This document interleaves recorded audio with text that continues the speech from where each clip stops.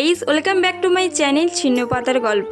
আমার চ্যানেলটা সবাইকে স্বাগত। তোমরা কেমন আছো? আশা করি তোমরা ভালো আছো। আমি অনেক ভালো আছি। আবার একটা নতুন ভিডিও নিয়ে চলে আসলাম, গ্রাম অঞ্চল।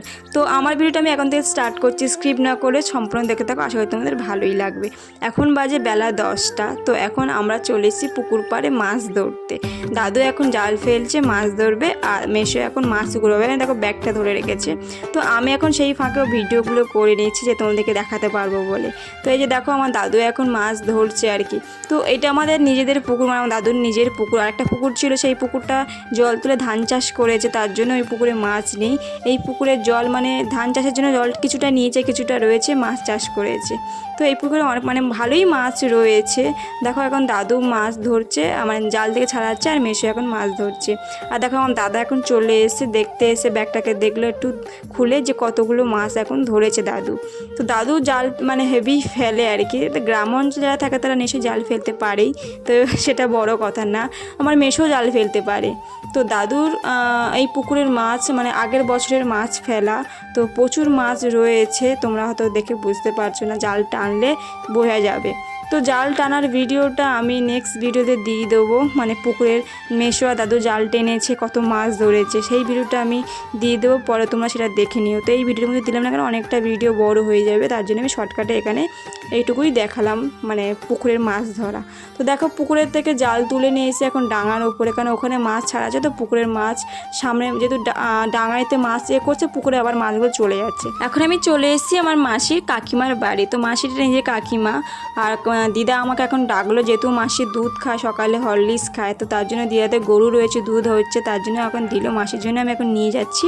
আর দেখছো তোমরা দাদুর কাজ, ওরা জাল ফেলছে, মাছ ধরছে, আর দাদু কী করছে, মাছের ব্যাগটা নিয়ে চলে এসছে। এখন ঢেলে দেখছে যে কতগুলো মাছ হয়েছে, মানে বেশি মাছ ধরবে না, যদি হিসেবের মাছ সবার কি হয়ে যায় আর কি। তো আমরা 13 জন রয়েছে, মানে আমাদের 26টা মাছ লাগবে। আর দেখো দিদা এখন অলরেডি মাছ কাটতেও বসে গেছে। তো আমার দিদি বললো কি বেশি করে মাছ ধরতে, ও আবার ভাজা খাবে, আর ভাজা ঘরে নিয়েও যাবে। তো এখন দেখো মাছ ধরা কিন্তু শেষ হয়নি, এখনও মাছ ধরা হচ্ছে। তো আমার দাদুকে ডেকেছে, একটা আমাদের এখানে পেয়েছে তোমার ভেটকি মাছ। তো ভেটকি মাছ ছাড়ানোর জন্য দাদুকে ডেকেছিলাম, আর দাদু কী করলো জানো, এসে আরও কাজ পণ্ড করে দিল। ভেটকি মাছটা ফট করে জলের মধ্যে ফেলে দিল। সবাই তোমার রেগে গেছে যে ভেটকি মাছটা কেন ফেললে, দেখো ফেলেই দিল।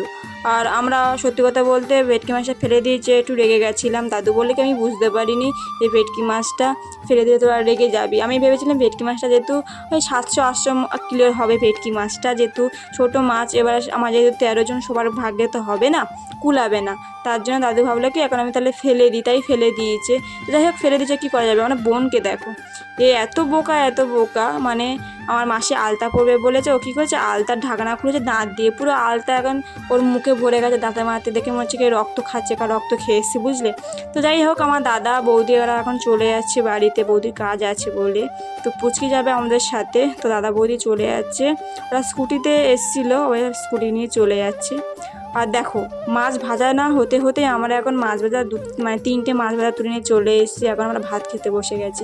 সকালে কিছু খাইনি, তাই খিদে পেয়েছে বলে এখন মাছ ভাজাতে ভাত খাচ্ছি। আর মাসিকে বলছি তুমি খাবে, মাসি বলে না আমি সকালে আর ভাত খাবো না, যা তোরা খা।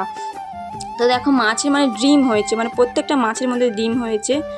আর ডিমওয়ালা মাছ খেতে তো হেভিই লাগে, আরও যদি ডিমওয়ালা মাছ ভাজা হয় খেতে তার আরও টেস্ট আলাদা হয়। তো দেখো আমি এখন মাছ ভাজা দিয়ে ভাত খাচ্ছি, আমরা 3জনেই ভাত খাচ্ছি, আমি, দিদা আর মাসি। আর তোমাদেরকে আমি দেখাচ্ছি, দেখো মাছ ভাজা দিয়ে ভাত খাচ্ছি। চলো ভাতটা এখন আমি খেয়ে নিই, পরে কথা হচ্ছে।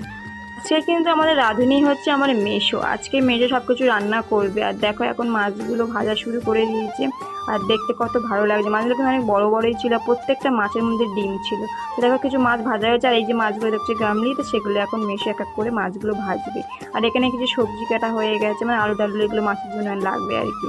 তো মানে মেশো সত্যি কথা বলতে খুব সুন্দর রান্না করে। মেশোর হাতে রান্না খেলে না একদম হাত পা তোমরা চেটে পুটে খাবে, বুঝলি, যেটা আমি করি। এক কথায় কোনো কথা হবে না। এখন বাজে বেলা 12টা, তাই আমরা স্নান টান করে নিয়েছি। আর ঠাকুরের পুজো হচ্ছে মন্দিরে, মানে তোমাকে তো বললাম যে 3বারই ঠাকুরকে ভোগ লাগানো হয়, সকাল, দুপুর, সন্ধ্যা। তো এখন ঠাকুরকে দিদা দাদু ভোগ লাগাবে, আর আমরা এখন চলে এসেছি। তো এইটুকু জামা কাপড় তো উঠতে পারবো না, তাই স্নান টান করে চলে এসেছি এখন গড় করতে। তো আমি এখন দেখো মন্দিরে গড় করছি, দিদি এখন প্রণাম মানে গড়ই করছে। যাই হোক প্রণাম গড় দুটোই একই। আর মাসি এখন বসে ভিডিও কলে মাসির জায়ের সাথে কথা বলছে। আর সত্যি কথা বলতে এখানে তেমন গরম একটা নেই, আর যদি মন্দিরেতে বসে, যেহেতু মন্দিরে পাথর মাথর বসানো রয়েছে তো তার জন্য গরম একদম লাগছে না, মনে হয় যে এখানে বসে থাকি, মন্দিরেতে এখন যাবো না। তো যাই হোক, আমাদের দেখো এখন প্রসাদ দিয়ে দিয়েছে, প্রসাদ খাচ্ছি।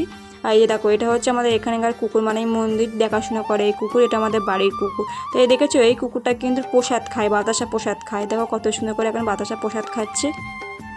আর এই যে দেখো, অপেক্ষার ফল আমাদের চলে এসে, বন্ধু খাওয়া শুরু করে দিয়েছে তরকারি আর মাছ ভাজা। ও যেহেতু ঝোলের মাছ খেতে পছন্দ করে না, ওই জন্য ভাজা মাছ ওকে দিল। আর দেখছো, বলছে খুব টেস্টি হয়েছে খেতে। আমরা এখন সবাই খাচ্ছি, আমি দাদু বোন। আর মাসি এখানে বসে রয়েছে, বললাম মাসি আমার তরকারি লোভ দিচ্ছে, মাসির মাছটা আমাকে কিন্তু দিয়ে দেবে। মাসির সাথে মজা করছিলাম, মাসি বলছে হ্যাঁ ঠিক আছে, আমার মাছটা তোকে দিয়ে দেবো। এই যে দেখো, আমার চলে এসে এখন মাছের তরকারি। আর মাছের তরকারি মানে খেয়ে তোমাদেরকে টেস্ট করে বলবো মেশো কেমন রান্না করেছে। সত্যি কথা বলতে আমার মেজো খুবই ভালো রান্না করে, কোনো বিয়ে বাড়ি বলো, কোনো অনুষ্ঠান বাড়িতে বলো, আমার মেজো অনেক সময় ডেকে নিয়ে যায় রান্না করার জন্য, মানে বুঝতে পারছো কতটা ভালো রান্না করে। আর মেশোর রান্না তো আমি একদম চেটে ফুটে খাই, বুঝলে। আর যাই হোক, আমার আজকের ভিডিও তোমাদের কেমন লাগলো সেটা কিন্তু অবশ্যই আমাকে কমেন্টে জানিও। কারা কারা গ্রামের বাড়ি এসে দেশি মাছ খেতে পছন্দ করো আমাকে কিন্তু সেটা কমেন্টে জানিও। আর আমি বাড়ি চলে যাব কালকে। তো যাই হোক, আজকে আমি মাছ বাজারে দিয়ে ভাত খাচ্ছি, একটু সব স্মৃতি মনে থাকবে গ্রামেতে আসা। যাই হোক, তোমার সুস্থ থাকো, ভালো থাকো, ভিডিও আমি এখানে শেষ করছি।